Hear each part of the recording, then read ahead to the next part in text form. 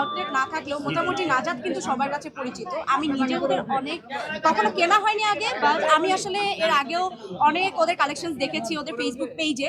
তো হুট করে যখন ওরা বললো যে ওরা বসুন্ধরাতে একটা ওপেনিং করছে, আমার আসলে খুব ভালো লেগেছে যে এখন বসুন্ধরাতে বা এখানকার আশেপাশে যে কেউ চাইলে আউটলেটে এসে ওদের কালেকশনগুলো দেখতে পারে।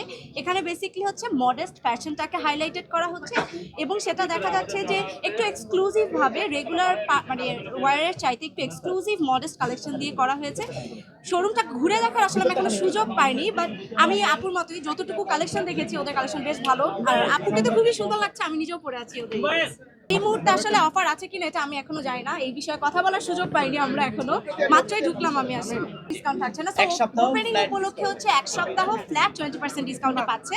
সো এক সপ্তাহ, এটা কিন্তু ঈদের জন্য অনেক ভালো হয়েছে। সামনে যেহেতু ঈদের এখানে 20% ডিসকাউন্টে আপনি একটা পার্টি কালেকশন পেয়ে যাচ্ছেন।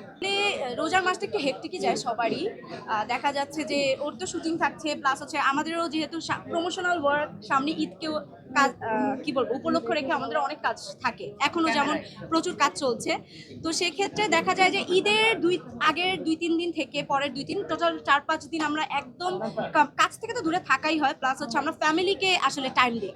মানে দেখা যায় কি অন্যান্য সময় ফ্রেন্ডদের সাথে ঘুরেও ঈদের দিনটা আমরা সবসময় চেষ্টা করি, আমার আব্বু আম্মু, আমার শ্বশুর শাশুড়ি, আমার হাজবেন্ড, আমরা নিজেরা এনজয় করি।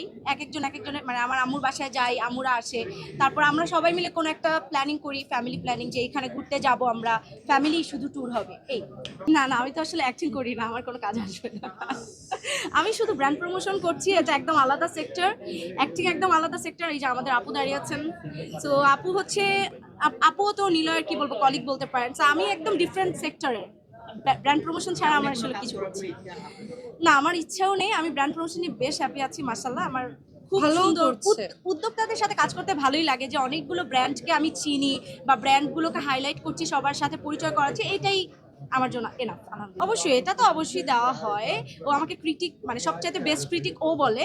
কেননা দেখা যায় যে শুধুমাত্র যে ভালো কাজ নিয়ে আমি প্রশংসা করি তা না, আমার যদি মনে হয় যে এই কাজটাতে সমস্যা আছে বা এটা এরকম করলে আরো বেশি মানুষ পছন্দ করতো, এটা আমি সবসময় শেয়ার করি। আর মোটামুটি ওর সব নাটকে আমার দেখা হয় সবার আগে, সো ওই সুযোগটা আছে আমার।